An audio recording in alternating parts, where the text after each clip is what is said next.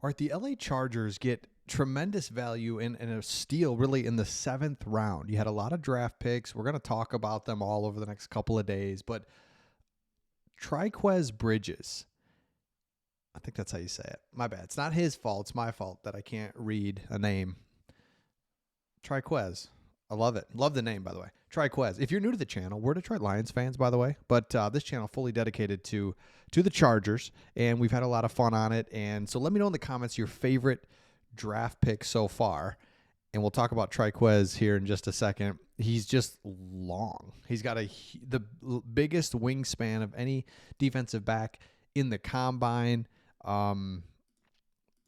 It's interesting. So here, really quick, your picks again, just to kind of look at them. But Omarion Hampton, Trey Harris, Jamari Caldwell, love that pick. Kyle Kennard, love that pick. Keandre Lambert-Smith out of Auburn. You get your tight end. You get Branson Taylor. You only get one offensive lineman, which I was really surprised about and really honestly happy. And this just, again, we'll get to Bridges in just a second, but it shows that the Chargers are not just like meathead dumb. Oh, we draft linemen and we want to run the ball and we just, they draft 6 linemen. It's like, no, we wanted to improve the offense, but we offensive line, no question, but we want to get playmakers. That's what we did, and that's what they did. So let's talk about Trikweze Bridges here really quick, because I think this is an interesting one to get in the 7th round. He had an 81-inch wingspan. Let's go. This guy led Florida in tackles last year, 163 over his career, 4 forced fumbles, 6 interceptions, 21 pass inflections. Was with Oregon, Florida. And that's what we're starting to see. I noticed more than ever this draft was we are fully in the NIL period or NIL era where guys were like played at Auburn, Florida, and Georgia in his career. It's like, jeez. But big time programs, super productive, led Florida Gators in tackles last year. It's interesting. In a way, you needed cornerback depth. Not in a way, you did, and you got it. So let me read this as well. And I think this is what I love here. He did not allow a touchdown when targeted in 2024. So last year, nobody scored a touchdown on him, the guy that he was guarding. It's pretty good. He ranked 3rd amongst all SEC defensive backs with at least 400 snaps in his passer rating against when targeted, according to PFF. So you have to have at least 400 snaps to go against you to be qualified for this, and he was 3rd among all SEC defensive backs. He's got versatility. He can be a hybrid type guy. His lengthy frame is his thing. That's the kind of like, what do we got here? Because he's 6'2" with a massive wingspan. And so that was from Yahoo that I was kind of reading that from. Yahoo and then Bolts from the Blue. So shout out to them. But at 6'2", 200, all right. Like you got to have something, right? Whenever you draft somebody, it's like, what do you got? What's your thing? Especially late.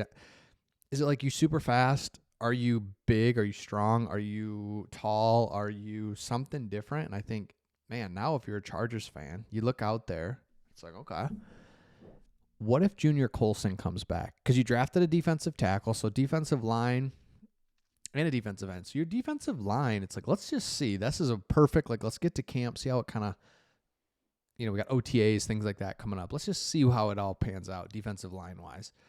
Junior Colson plays for you a little bit more. Now you've got your linebackers are looking good. You still got Derwin James in the secondary. Those 5th-round picks they had last year are going to be in their 2nd year. Plus you had this guy. It's like, okay. Oh boy, I'm saying it more. The Chargers were led, I don't know where they finished out, but for the majority of the season, they led the league in scoring defense. So this defense, the scheme, the way they're coached, it's not like they're terrible. They're good already. So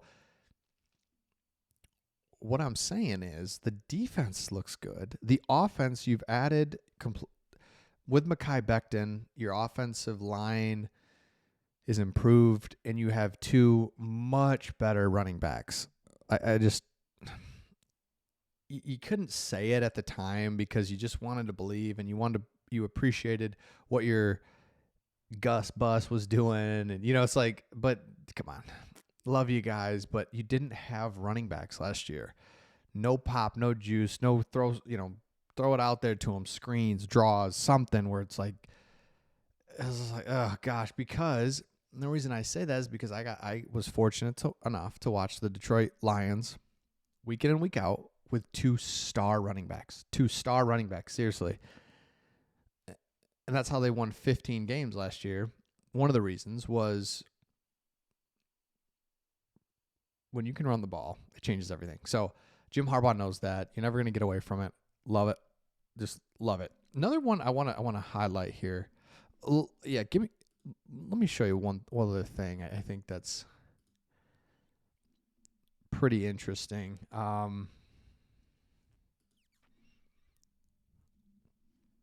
Yeah, here we go. I like this graphic. I found it. It's on Twitter. Basically, and let me know in the comments, what would you grade this draft class? And now when you see them all on, love the graphic. It's like, let's go. You got this running back. Did a video on him. Check him out here in just a second. But you got playmakers. You got a good mix of perimeter, which I love. Good mix of perimeter players that you needed, but you still didn't ignore some of the main trenches, right? I mean, come on. The trenches have to be there. And then there was another one. Yeah, here's Bridges' interception. I don't want to get that's not the one. All right. Let me know your thoughts in the comments. More videos to come. You got some undrafted free agents. We're going to talk more about these draft picks. Specifically, the one I want to talk about more that we will is Branson Taylor out of Pittsburgh. That's going to be your offensive tackle guard guy that can do so much. So love that guy. And, oh, man, you're just sitting real pretty all of a sudden from just a couple of years ago when you're like, you got Staley as your coach. You're like, okay, what are we going to do here? I don't even care about the Chargers. I would love to, but I don't. I really want to know more about what they're doing and what's going on. I mean, that's how I was with the Lions. It's just like, I'm watching every game. I'm in, but it's just, this doesn't feel right. It doesn't feel like we're going to ever do anything. Get the right coach, get the right quarterback. A couple draft picks later, it's like, here we go. So let me know your thoughts, and we'll see all of you on the next one.